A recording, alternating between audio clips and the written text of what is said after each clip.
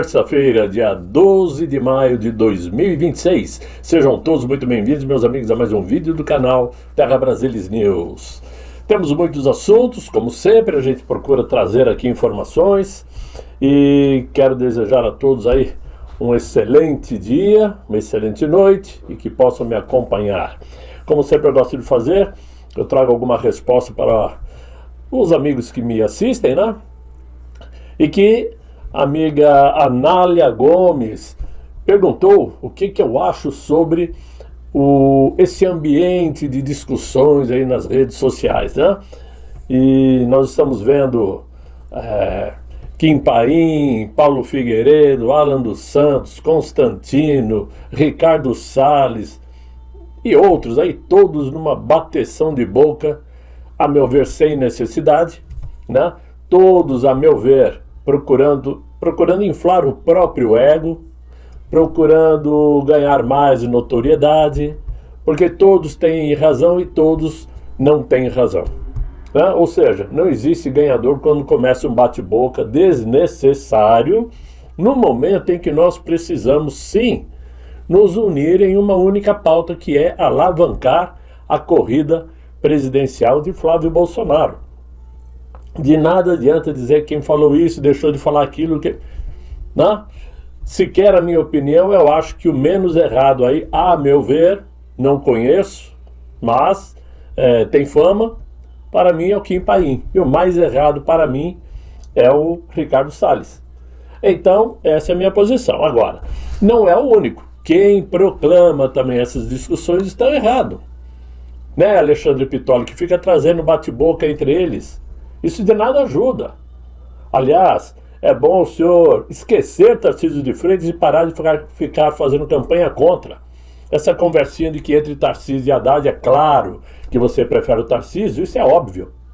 Mas de nada adianta ficar trazendo informações negativas, dizendo que o seu governo não deu atenção para a saúde, que não dá atenção para prefeitos. O índice de aceitação de Tarcísio de Freitas hoje está acima de 66% no estado de São Paulo. Que você não gosta do Tarcísio, todo mundo sabe, mas larga para lá, pelo amor de Deus, é todo santo dia. E se você não concorda com André do Prado, ótimo, cada um tem um desejo, cada um apoia quem quer. Esqueça, vote em outro. Simples assim, porque o Melo Araújo ponha na cabeça. Ele está sendo preparado para ocupar a prefeitura de São Paulo daqui a 2 anos, no lugar do Ricardo Nunes. O Coronel Melo Araújo é muito mais importante como prefeito da capital paulista, que o PT adora pegar, do que como senador. Até porque ele não tem experiência de parlamentar. Simples assim. Então, é opinião, eu estou dando a minha. Mas, já que a questão foi feita de uma forma meio caspiciosa, para me enrolar também, né? Então está aqui a minha resposta. Agora vamos ao assunto que interessa. Muito bem, o ministro aí, Nunes Marques, então foi sorteado relator do pedido de revisão criminal do nosso presidente Jair Messias Bolsonaro. A princípio, essa informação, claro, nos traz aí uma fresta de esperança de que o processo transitado e julgado possa ser revisado. Com Cássio Nunes Marques na relatoria, existe sim uma possibilidade de que ele, na condição de relator, possa admitir o pedido e enviar o caso para análise no plenário entre os 10 ministros. Tá? Não vou trazer a vocês falsas ilusões, porque eu acho muito difícil que os ministros que julgaram e condenaram o nosso presidente, assim como outras vítimas, né, de perseguição, voltem atrás naquilo que eles mesmos consideraram no julgamento. Mas nunca se sabe, né? Já que o ambiente político hoje mudou e mudou muito. Hoje os brasileiros já não falam mais o STF decidiu. Nós falamos constantemente, Moraes decidiu, Gilmar decidiu, Nunes Marques decidiu. E isto mostra que a Suprema Corte deixou de ser percebida como um dos poderes da nação. E é percebida hoje somente como uma instituição que passou a funcionar aos olhos da população como um partido político aliado da esquerda. Na minha conta, hoje, com o STF reduzido a 10 ministros, um placar de empate poderia até ser possível, caso entre os ministros surgisse mais 2 nomes para se somarem a André Mendonça, Cássio Nunes, até que me provem o contrário, e Luiz Fux. Claro que não é uma tarefa fácil, e isto dificilmente pode acontecer. Mas, se nós prestarmos atenção que ultimamente o presidente da corte, o Edson Fachin, que quer colocar uma pauta de conduta de ética dentro do STF, ele está mais alinhado ao André Mendonça. As informações até de matérias de jornais dizem que eles estão fazendo reuniões mais constantes entre os dois. Então, de repente, o Edson Fachin até poderia, quem sabe, admitir e aceitar o pedido de revisão do caso. Né? E talvez, muito talvez, o Dias Toffoli, que está acuado, que nem pinto molhado, né? Que está com medo do que pode vir pela frente, poderia até, quem sabe, né? Trocar seu voto por um apoio contra possíveis consequências contra ele. É uma situação muito remota. Claro que montar uma engrenagem desta é muito difícil, mas ainda existe, vamos dizer, aquela fresta de esperança. Né? Agora, saiu a informação, hoje ainda, de que o ministro Moraes enviou uma mensagem ao inepto presidente da Câmara, Hugo Mota, de que suspendeu o projeto da dosimetria por questão de segurança jurídica. Mas quando lembramos que, bem antes de colocar o projeto de dosimetria em votação, lá no Senado, tanto Davi Alcolumbre como Hugo Mota já haviam consultado previamente os ministros do Supremo, né? Antes da aprovação do chamado projeto da dosimetria. Justamente para quê? Para evitar um contratempo jurídico posteriormente, caso o projeto fosse votado e com vitória. Muito bem. Só que essa atitude dos presidentes do Legislativo desmonta completamente aquela imagem vendida ao público de independência entre poderes. Por que consultar primeiro o Supremo Tribunal antes de colocar o projeto em votação? Não há sentido. Na prática, o que aparece é um sistema político onde o Legislativo e o Judiciário frequentemente negociam os limites um do outro, antes mesmo de qualquer votação acontecer oficialmente.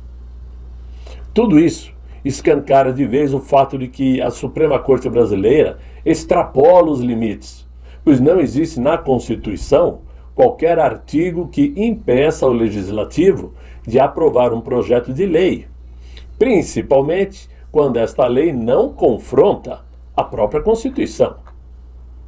Então, a única coisa que me vem à cabeça nesse momento é a suposição de que o ministro Moraes mandou um outro tipo de recado ao Congresso Nacional, diferente do que foi anunciado, né, de proteção jurídica, seja lá o que for.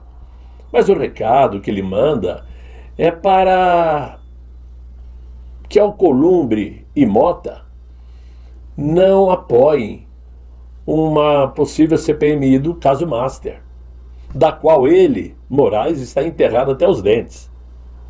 Ou seja, se vocês não apoiarem essa CPMI, talvez eu libere o projeto da dosimetria para o plenário decidir. Então fica suspenso por enquanto.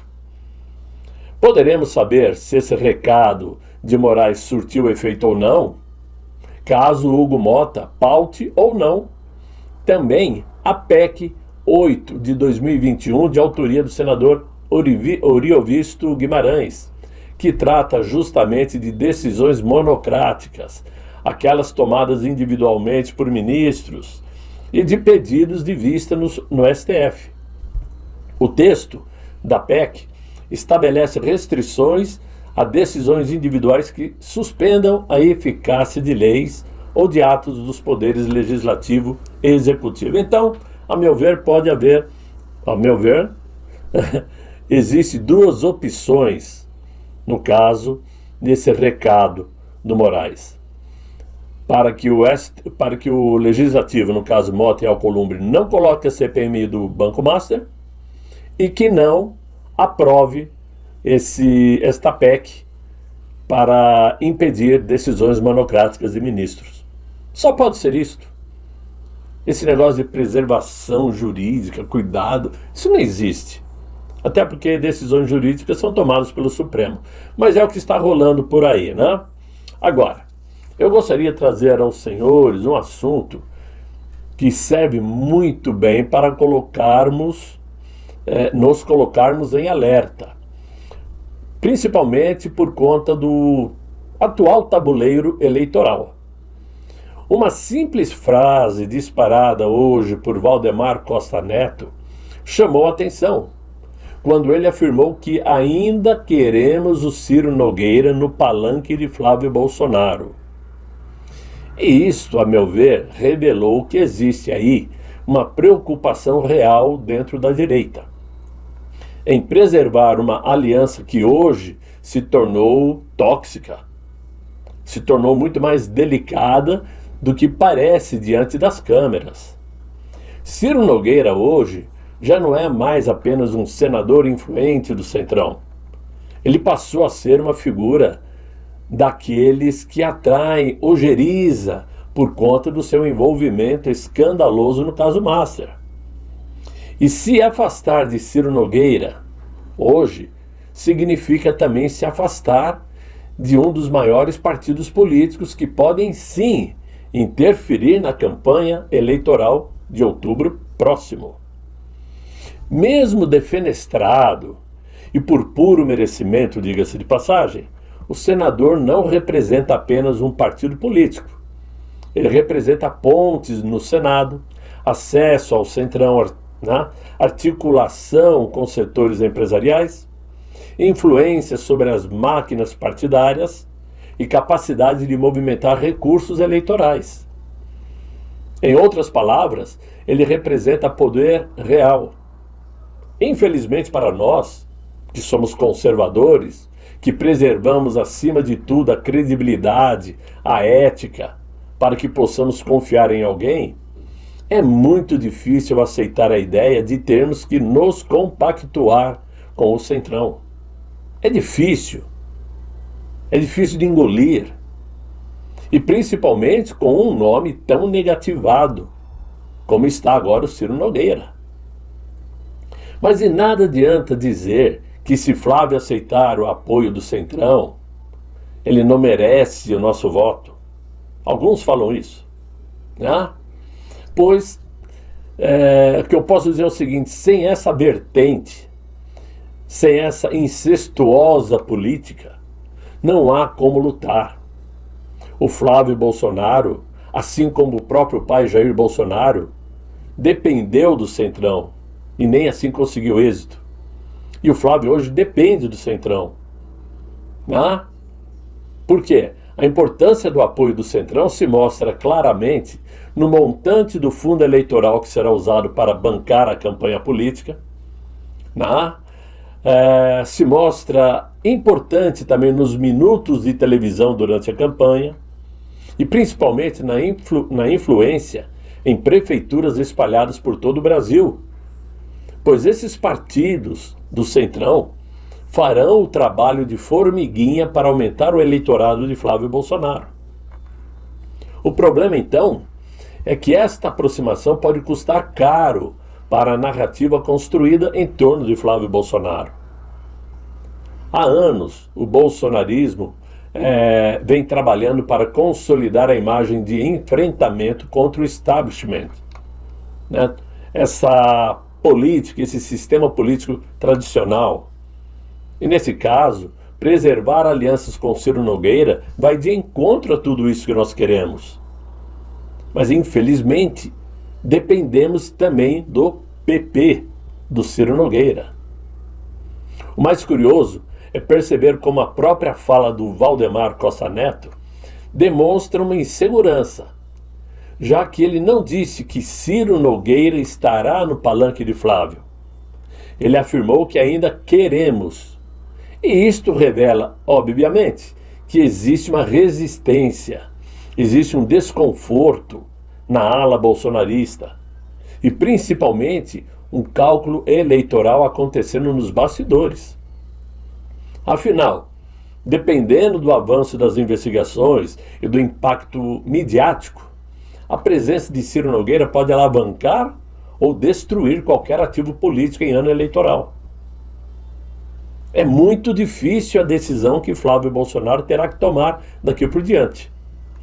Vamos lembrar que ontem mesmo, eu até trouxe aqui, que o próprio PT já aconselhou o atual mandatário brasileiro a não atacar Ciro Nogueira, pois obviamente ele pode se transformar em um ativo muito positivo ao PT, caso Flávio Bolsonaro coloque Ciro de escanteio. Então, no fundo, o que estamos vendo é um retrato de um sistema político podre e falido, que anulam qualquer possibilidade de um candidato seguir fielmente sua ideologia política sem abrir mão de seus valores.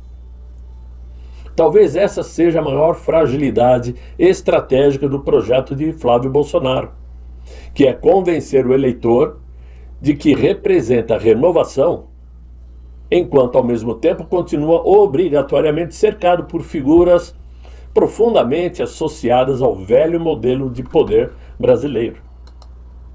E nesse sentido eu volto ao início do vídeo. De nada vale pessoas influentes, youtubers famosíssimos, né, conhecidos com milhões de seguidores, ficarem se debatendo um contra o outro sobre esse tema, sobre quem apoia quem deveria apoiar quem, porque isso só acaba criando uma divisão de pensamentos, uma insegurança para nós, para todos que assistem, que acompanham, para aqueles que estão em dúvida sobre o processo político, porque quem gosta do Kim Paim acredita no que ele fala, mas também gosta do Constantino, aí fica em dúvida, mas quem está falando a verdade? Quem gosta do Ricardo Salles e gosta do Figueiredo, fica em dúvida, quem está falando a verdade? Para os indecisos, aqueles que não acompanham muito a política por dentro, essa indecisão atrapalha no pensamento, na escolha. A meu ver, eles deveriam parar com esses debates e cada um trazer as informações que tem e deixar que o público, por conta própria, decida quem está falando melhor, quem está falando pior, quem trouxe notícia melhor ou a notícia pior. É muito mais fácil do que criar essa tremenda confusão. Porque, mais uma vez, eu digo, opinião todos têm. Eu tenho a minha, passo para vocês, mas você que está me assistindo tem a sua.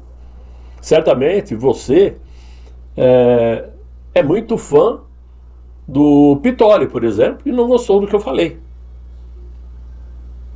Eu não desgosto do Pittoli, eu acompanho o programa dele. Só que me deixa nervoso esta perseguição diária de Tarcísio de Freitas. É todo santo dia. Para uma coisa que já está decidida, definida. Mas ele ia ser o presidente, ele queria. Não, ele não queria. Quem queria era o sistema financeiro que queria. Ele nunca disse sim. Então larga para lá, acabou o assunto. Para que ficar insistindo? Só traz confusão na cabeça dos ouvintes, é a minha opinião. E, tirando isso, meus amigos, estamos num momento aí muito delicado de decisões que estão por vir, principalmente a questão da dosimetria, que é uma maneira aí de repente aliviar, pelo menos para muitos que estão presos injustamente. Não é só nosso presidente que está preso. Muitas pessoas estão sofrendo, longe das famílias, muitas famílias destruídas, né? E para eles seria muito importante poderem voltar para casa. Então eu penso que ministros da Suprema Corte e parlamentares estão fazendo um jogo de interesse, né? Quem pode mais com a informação que tem em mão? Quem pode mais com o poder que tem em mãos? Eu tenho esse poder, você tem esse, vamos fazer uma troca. E nesse meio tempo o povo fica esperando. Mas é assim que está sendo feita a coisa no Brasil de hoje, e com um mandatário que só pensa nele, só pensa em gastar, criar intrigas, né? Fazer políticas populistas, endividando o país e não resolvendo nada do que realmente interessa, que é aliviar o bolso da população. Por hoje, meus amigos, é o que eu tinha para os senhores. Espero que vocês tenham gostado desse vídeo. Eu sei que foi um pouco meio ríspido, né, a informação, mas é o que nós temos para o dia de hoje. Não existem muitas outras coisas. E se gostaram, deixem os likes, se inscrevam no canal, chamem os amigos para me acompanhar. E eu espero que vocês tenham um excelente final de noite, muito bom descanso. E até amanhã, se Deus quiser, e Ele há de querer. Fiquem bem, fiquem com Deus. Tchau, tchau.